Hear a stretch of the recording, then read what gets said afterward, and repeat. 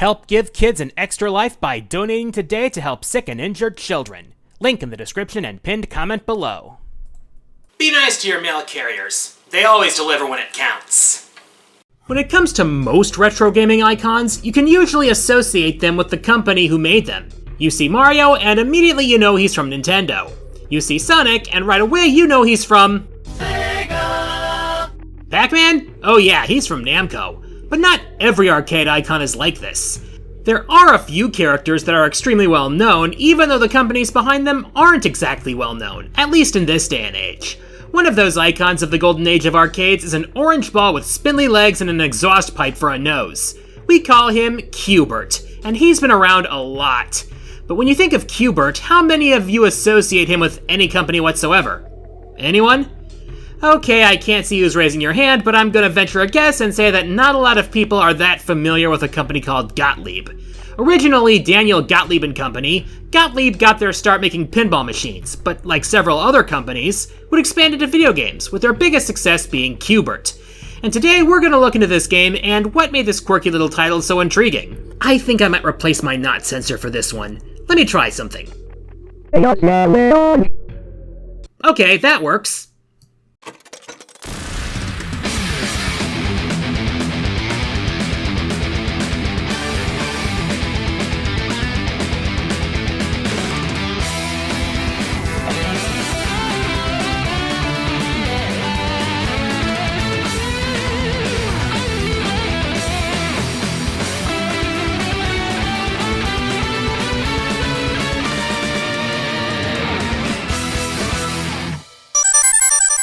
There are a couple of stories as to the origins of Q Bert. Warren Davis, the game's programmer, said that he was inspired by a drawing of a series of hexagons by fellow Gottlieb employee Ken Yamamoto, who had worked on a game called Mad Planets.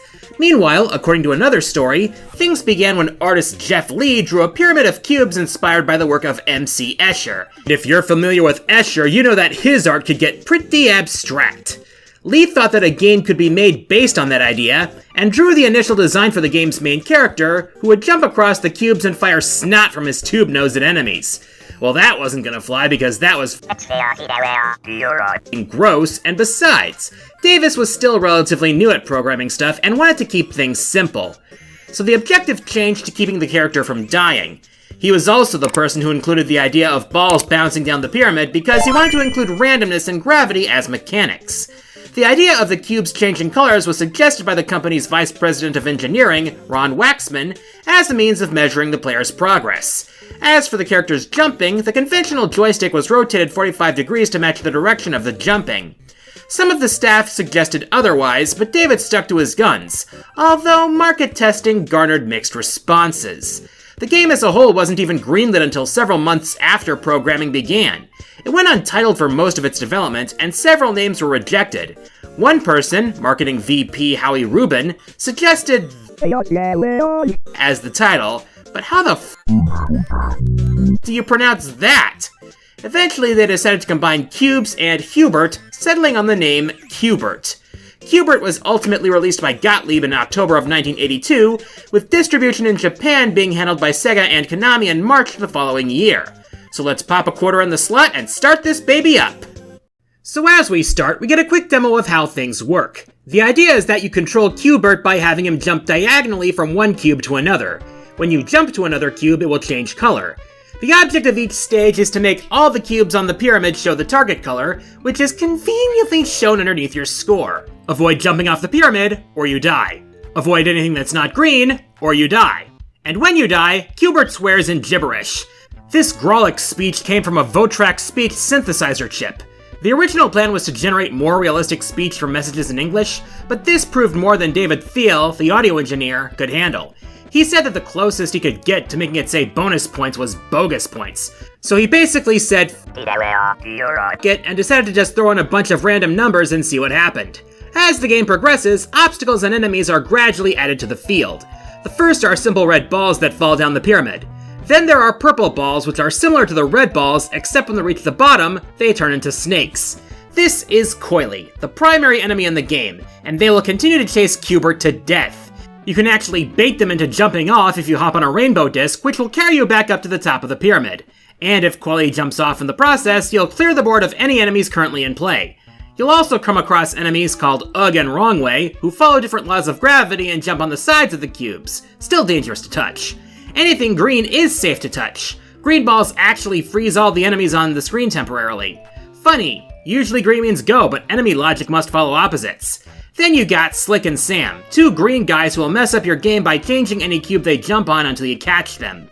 The game is divided into levels of 4 rounds each, with future levels making things interesting by making you jump on a cube multiple times to reach the target color, or having colors cycle instead of simply stopping on the target color.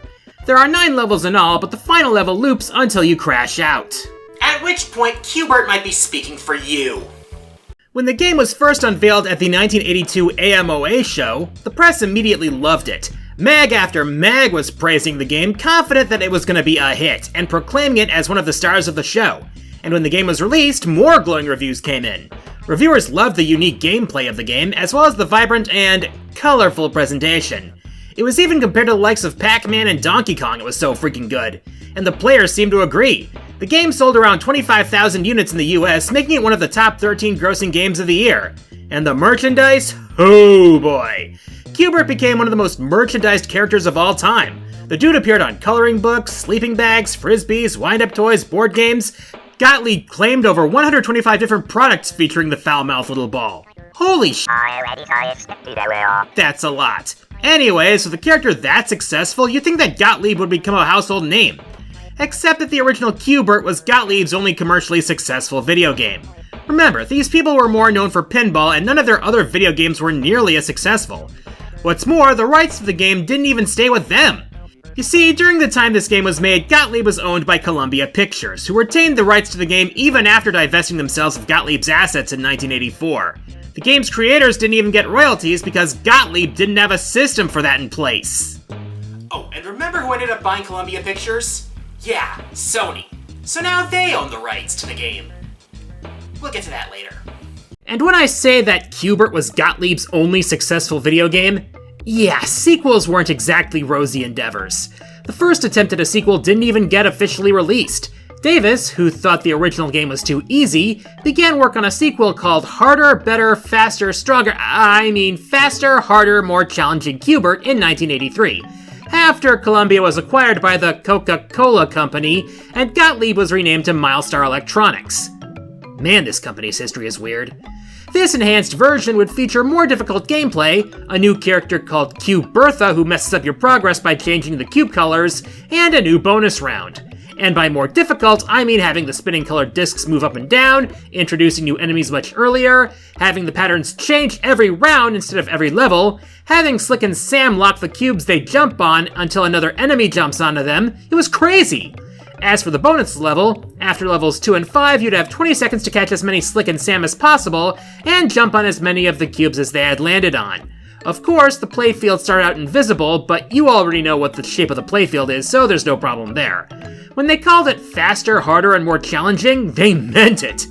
Maybe a bit too much so. The game was cancelled after poor test marketing. I guess there's a fine line between challenging and flat-out bullshit. Thankfully, the game isn't lost media. Davis himself managed to get a leaked version of the game, and the ROM became available on the web in 1996. So, if you have something like MAME, I say give it a shot if you dare.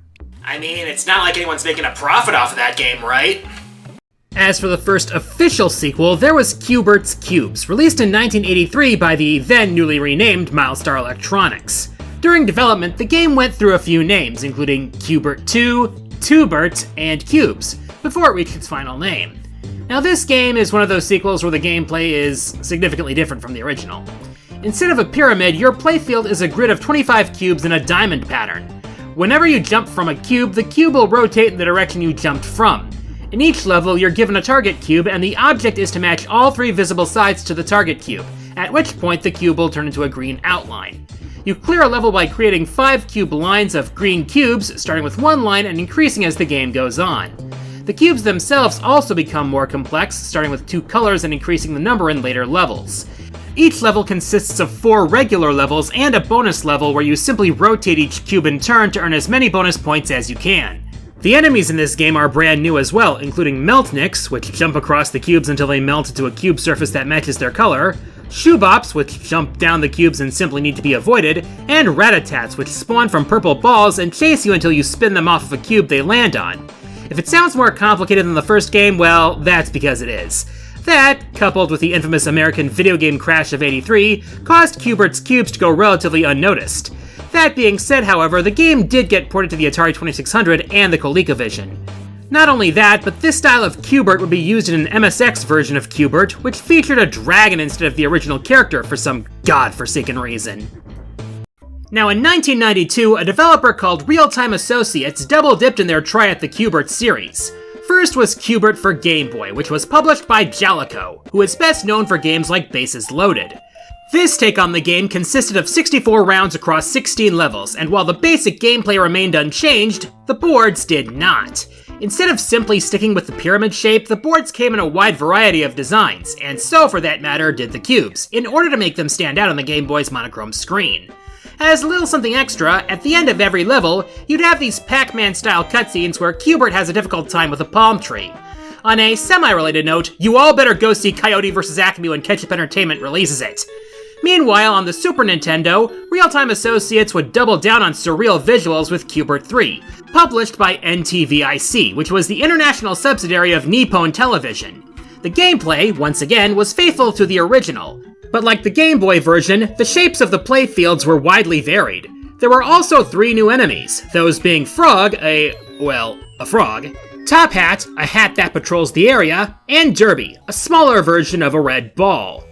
Some levels also had pipes which spit out red balls, and there were a lot more of those levels, 20 in all, for a total of 80 rounds, plus 20 additional expert rounds.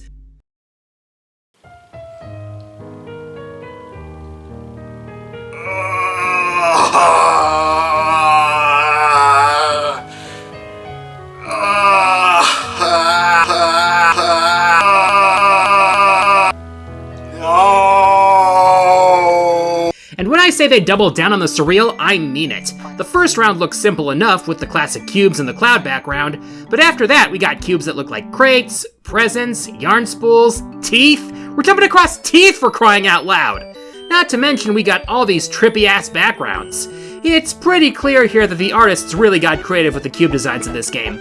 Oh yeah, that was Jeff Lee doing the art again. That explains a lot. After that, we didn't see much from Q Bert until 1999. While everyone was preparing for the Y2K bug that ended up being one big nothing burger, a dev house called Artec Studios was working on a remake of the original Q Bert. This is the same studio who developed the Genesis version of Dark Castle. That does not inspire confidence. The remake was released in 1999 for Windows and PlayStation, being published by Hasbro Interactive under the Atari brand name. What? I told you all the history of the Atari name was kinda messy, remember my Gauntlet video?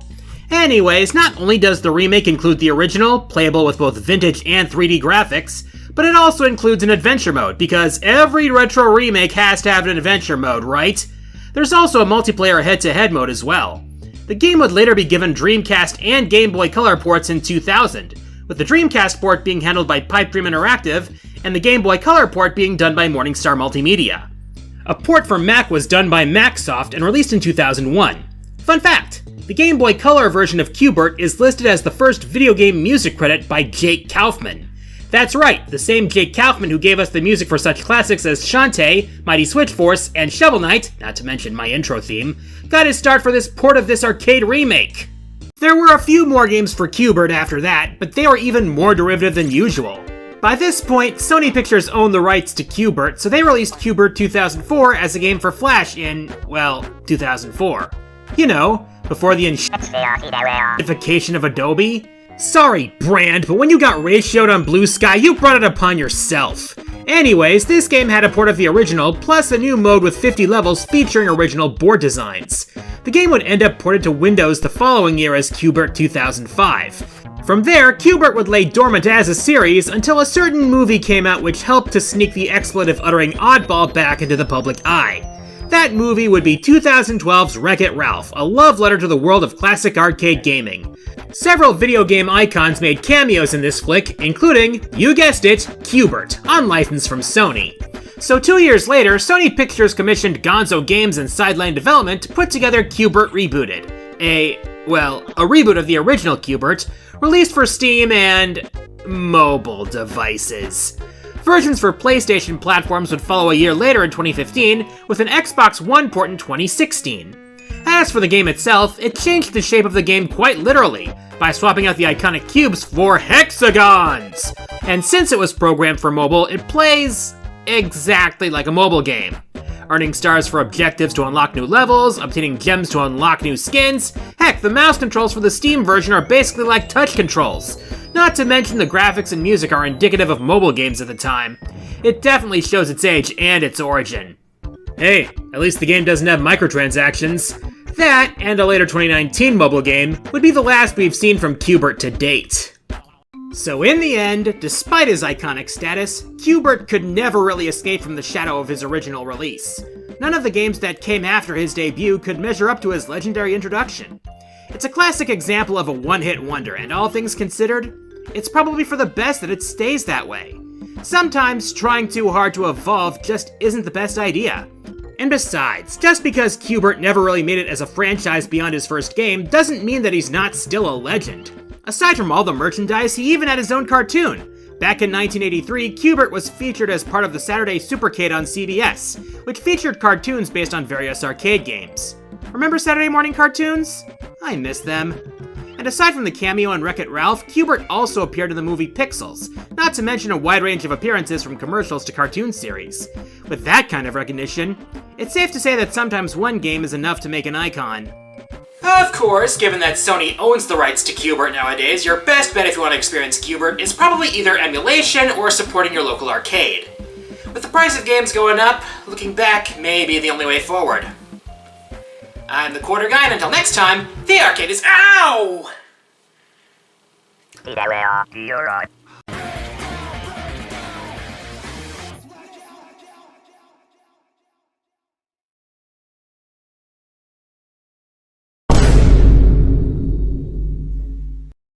Hey everyone, QG here. If you enjoyed the video, please like, subscribe, leave a comment, and share the video around.